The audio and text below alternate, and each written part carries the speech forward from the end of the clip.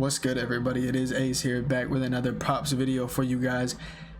Yesterday I didn't have the best day. I went 1 and 2. It's always the 3 prop slates that messes me up. I just can't. You either go 3 and 0 or you just didn't have the best day ever. So yeah, Harden, he like started the game with the 3, and then I was like, all right, bro. And then he finished the quarter with 1-3, and I was like, okay, maybe there's a chance. And then in the second quarter, he just hit back-to-back threes and shot like 4 for 8 from 3. So I was like, all right. Booker did not shoot the 3 ball at all. I think he went 1 for 3, and then KD cashed his points, thankfully. But yeah, it wasn't the best day, but everybody on Lifetime still profited today because I gave out a taco pair for Skinner. I faded the SGA taco, which is kind of crazy looking back at it now because that was chalked. But yeah, I faded the SGA taco, and then I gave Optimizer. Everybody in Lifetime gets access to the Optimizer channel. I gave out this pair with SGA under 12 RA, so a ton of people tailed that. Everybody hit from that one, so that was very, very good. That was super sweat free too. That was crazy. I think he started I think he had 4 at the end of the first quarter, and then he just did not do anything after. So that was a super sweat free cash. And then also we have two CMC taco pairs that cashed already. We're just waiting on the taco literally. We gave out Chet under 28 PRA. That was a sweat free cash. And then Blake Coleman over 2.5 shots on goal. Yeah, he ended the game with 2, but then they stat corrected him up to 3, which is kind of crazy. Usually it's always the other way around, but yeah, they stat corrected him up. So we're literally just waiting on the CMC taco, and we'll be profited from this 1 and 2 day. I did say in the Discord go light though, so we didn't really lose many units. I cashed this one out on Sleeper as well with the Embiid discount, SGA under PRA. That was free. But yeah, Optimizer's been cashing out. Remember guys, Lifetime, only Lifetime gets access to Optimizers. I just had a 9 and 1 day, so like you could say that I've been cooling down, but I mean I just had a 9 and 1 day, and today was 1 and 3 or 1 and 2, but it is what it is. But yeah, these are new prices. I gave y'all guys an extra like week, and now it's been that extra week, so now I gotta, you know, lay down the hammer. Pause. I gotta enforce the rules now. So these are the new prices officially today. It's already Wednesday. Yeah, these are new prices. I'm not doing a $15 first month anymore. It's just $25 for the first month. This is like every other NBA capper that has a premium charges $25 a month, and some of them only do NBA, or some of them, you know, they don't have the research that I do. They don't put the time in that I do. They don't have the community that I do with all the active chats that we have, and they don't have the watch parties and all that. And some of them just only do NBA. Like I do NBA, NFL, MLB. So there is no off season. And then the pro membership will have everything that the starter membership has, but it also includes my Rocket League props. Rocket League will be coming back in a few weeks, and that is on PrizePicks. That's not a chalkboard alt line. No chalkboard alt lines on Rocket League, so that is PrizePicks. So all the PrizePicks fiends will be able to tail the Rocket League. You will have to have a pro membership though. You won't be able to get the Rocket League props with starter. And then Lifetime, it was $200. It was 20% off for like a week and a half. A lot of y'all took advantage of that. Now it's back up to $250. So basically Lifetime, you get every single thing that pro gets, right? You get every single prop. You get all the Rocket League props. You get the chat, all that. You get access to Rocket League World Championship props, which is in September. So only people that have Lifetime will be able to get those World Championship props, which is the most profitable event in the Rocket League season. I profited 101 units last Worlds, which was last 2023 August. So a few months ago, I profited 101 units just in 10 days from Worlds. Only people with Lifetime will be able to get access to those props. Anybody that doesn't have Lifetime by that time and wants to get those props, you'll have to pay like $30 to $50 just for those 10 days, which you will make your money back because the props are just insane for Worlds. The lines makers have no idea what they're doing. But yeah, if you don't want to get that additional fee, then Lifetime is perfect for you because you never have to pay again. You get every single perk. You get all the Optimizer slips too. We profited like 10-15 units just in the last 3 days from Optimizer slips, and probably even more if the CMC taco cashes, which it should. I mean, that's his job, right? But yeah, everything's been going great. My props, I've had like good and bad days, but the other day or yesterday I went 9-1, so that kind of made up for everything. And then Optimizer's been going crazy too, so it's just like I literally had people that bought Lifetime like 2 days ago and already profited or already made their 200 back, so it's kind of crazy.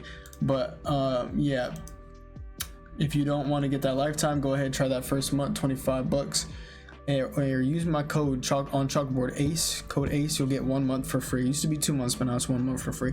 But let's get into the props. So my first prop is going to be Paulo Banchero. Paulo over 6.5 rebounds. So Franz Wagner is out for this game, who is Paulo's teammate, obviously. He gets a ton of boards himself, so this is pretty good, pretty major news for Paulo's rebounds, right? If we look at his games without Franz, he's over in 4 out of 6 games this season, averaging 7.5 rebounds per game without Franz. And that is despite the fact that 3 of these 6 games were against 3 of the best rebounding teams in the league. Nuggets are one of the best rebounding teams in the league. The Timberwolves are one of the best rebounding teams in the league, and the Knicks are also one of the best rebounding teams in the league. So very, very tough matchups, and he went over in only 1 out of those 3, but those 2 chalks were against some of the best rebounding teams in the league, so you know it makes sense. And one of them was just a hook.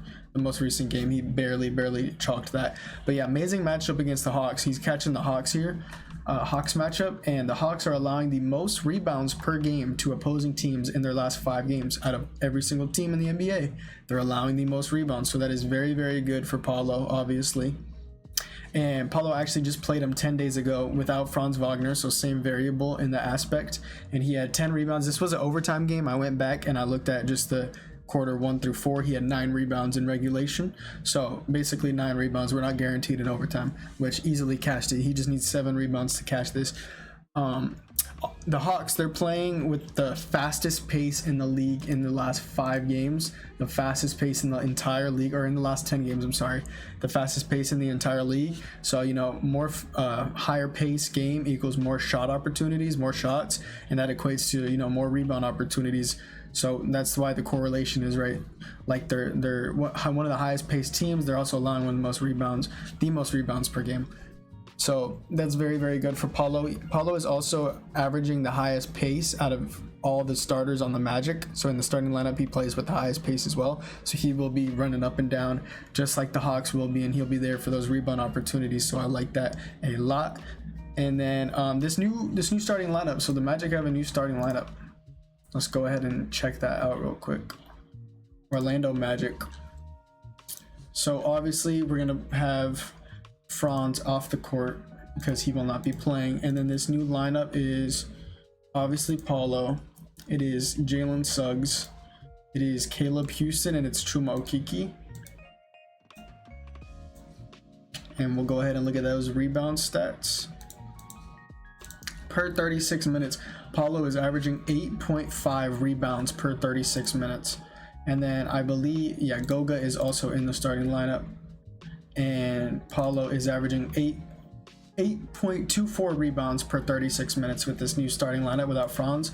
And if we look at his minutes per game without Franz, he's averaging almost 38. So he's actually getting a little bit more than this 36 minutes. And in the 36 minute span, he's averaging 8.24 rebounds, and we just need 7 to cash. And this prop is already minus 144 on the over on Pinnacle, which is the sharpest sports book in the world, and he's minus 130 or higher on every other sports book. So this will be bumped. This will probably be 7 by the morning. And yeah, the reasoning, I love the reasoning a lot. It all just makes sense. So yeah, I'm liking that on PrizePicks. Another PrizePicks prop I have for you guys. You guys can put this in a 2-man. You guys can split them up. You can put it in a 6-man, 5-man, whatever you want to do. It's a little risky though. I will admit it's a little risky, but it's Sengun under 22.5 points. So let me go ahead on my second monitor, open this up for you guys. These are Sengun's game logs this season when Fred VanVleet's playing, with Jabari Smith Jr., Dylan Brooks, Jalen Green are all playing, which they're all healthy, and then without Tari Eason as well. So he has played in 11 games with those variables, and he's gone under in 9 out of 11 of those games, only averaging 19.4 points per game. So this is a road game though. Sengun is better at scoring on the road, And if we look at these same variables with these same players and just specifically road games, he has gone under in 3 out of 5 road games. So the hit rate is actually a little bit worse on the road because he obviously scores more on the road. So that is a bit tough, but with these same variables, he's still gone under in 3 out of 5 road games, and he's averaging 21.4 points per game in that span. So this will be a close prop. This prop is already 21.5 on every other sports book like DraftKings, FanDuel, everything like that, Bovada, all that. I don't know if it is on Underdog. Let me check. He's still 22.5 on Underdog, but yeah. So this could be bumped if those odds on all those sportsbook remain the same. This could be bumped down. As for Sengun, his scoring, he gets all of his buckets from the restricted area in the paint. Like occasionally he'll shoot like a top of the key 3, but like 95% of his buckets are from the RA and from the paint. So he's shooting 62.9% from the restricted area, and he's shooting 55.2% from the paint in his last 15 games. And basically he doesn't score from anywhere else in the court. He doesn't really shoot that many mid-range shots, and then maybe like an occasional top of the key 3, but that's about it. So the reason that I'm telling you where he's scoring on the court is because Sengun is facing the Knicks. Okay, and the Knicks, they have traded for OG Anunoby. We've talked about that, and then Mitchell Robinson is out for the year. So if we look at last 8 games specifically, which is with Mitchell Robinson out, which is including their new starting center Isaiah Hartenstein, and then also a teammate they traded for OG Anunoby, and he's been playing in all 8 of these games. So if we look at the last 8 games, the Knicks are allowing the lowest field goal percentage against restricted area shots in the last 8 games out of every single team in the league. So that is a very, very obviously tough matchup for Sengun, because that's where he gets all of his scoring is from the restricted area, and then a lot from the paint as well. But the bulk of it is the restricted area. He's shooting 63% there, and the Knicks are allowing the lowest field goal percentage there. So very, very tough matchup for Sengun. And this is it's also important to note that in those last 8 games, they've played centers like Embiid and Gobert. So like, it's not like they're playing a ton of bums, and that's why they're allowing a low field goal percentage. They played Embiid and then they played Gobert. So it's pretty impressive. And then as for paint shots, if we look specifically at Isaiah Hartenstein, because that is the matchup for Sengun, we go to Knicks in the paint.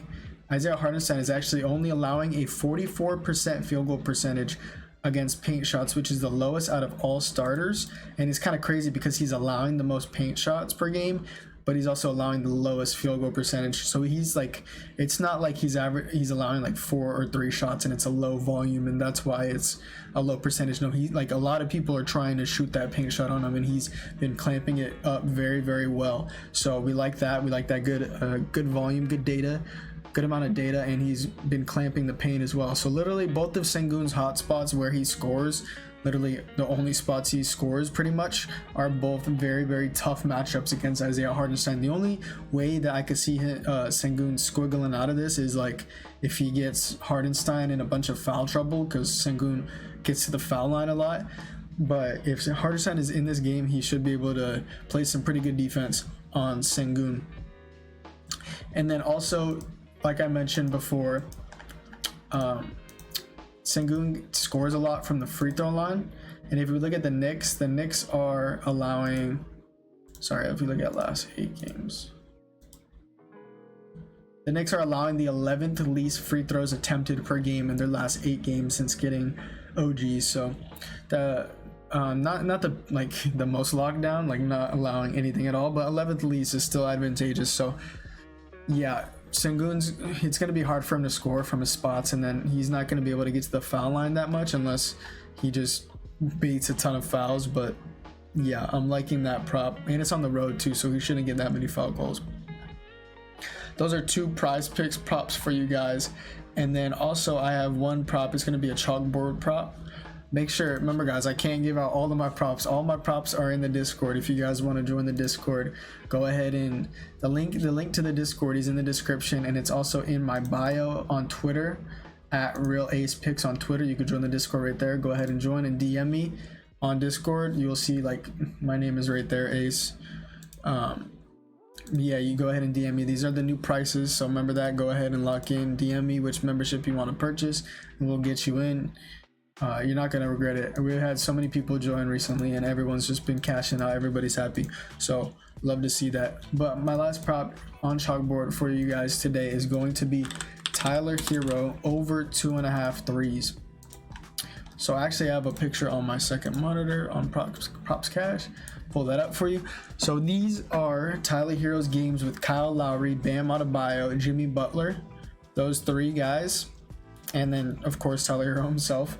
I had to put 10+ minutes because one of these games he only played 8 minutes and he got injured, and he didn't come back to the game, so I had to exclude that from the data, obviously. But in these games with Lowry, Bam, and Butler that he doesn't get injured in, of course, he's over in 4 out of 6 of those games, averaging 3.8 threes per game in that span. So obviously that we only need 3 threes. He's averaging almost 4 threes in that span. A lot of these games are from a few months ago though, but he did just play the Nets and he had 4 threes, so that's pretty good. Also, if we look at court IQ again, and we go to Miami Heat, and if we look at Butler, Bam, and Lowry on the court, so Jimmy Butler, Bam Adebayo, Kyle Lowry, and then Tyler Herro, and we look at per 36 minutes, Herro is averaging 4.48, so 4.5 threes per 36 minutes with this lineup on the court. So that is very, very good for Herro. Obviously, he's getting a ton of 3-point volume and he's making a ton of his threes, so that's very, very good. Also, Tyler Herro gets a ton of his threes. Not all of his threes. I'd say like a little less than, like maybe 45% of his threes are from catch and shoot threes. He's averaging 4 catch and shoot 3-pointers attempted per game in his last 10 games, and he's shooting 48.6% from them. So he's averaging almost 2 threes per game just from catch and shoot threes, not including his pull-up threes. And if we go ahead and we look at that matchup for catch and shoot threes, and we look in the last 10 games, out of all teams, the Raptors are allowing the highest 3-point percentage against catch and shoot threes out of every single team in the league in the last 10 games. So not only does Herro get a ton of volume from catch and shoot threes, he's also scoring it at an insane clip, and the Raptors are allowing an insane clip. So just a very, very advantageous matchup for him. He does better with this lineup. He shoots better with this lineup. Hawkes is also out for this game, so that's going to be, you know, more usage for Tyler Herro. And if we look at his last game with Hawkes out and Jimmy Butler back in, Herro had 35% usage, which is absolutely insane. And the game currently has a 2.5 point spread, so this should be very, very competitive. He should see his full minutes, and yeah, that's very good. That's all we need to know. So that was 3 props for you guys. There are more props in the Discord. Make sure y'all join the Discord if you guys like the reasoning, like the props. If you guys want to join a good community that's active every single day, talking a ton of the time during the day, talking about sports, talking about life, talking about whatever you want, props, food, women, whatever you want, we talk about it. Yeah, go ahead and join that Discord. Link is in the description. Go ahead, hit that, DM me on Discord. A ton of you guys from YouTube have been showing love, liking the video, commenting, showing support, and joining the Discord, and all of you guys have been cashing out. So, you know, let's do this. We've been going crazy for the past few months. 2024 has had a very, very good start. I'm appreciative for all of you guys that have been supporting me on the channel. You know, we just started this channel like 2.5-3 weeks ago, so I appreciate you guys. If you're tailing, leave a like, leave a comment down below what you're tailing. If you're fading, comment down below what you're fading. Have a good one. Good luck in your props. Catch y'all next video. Deuces.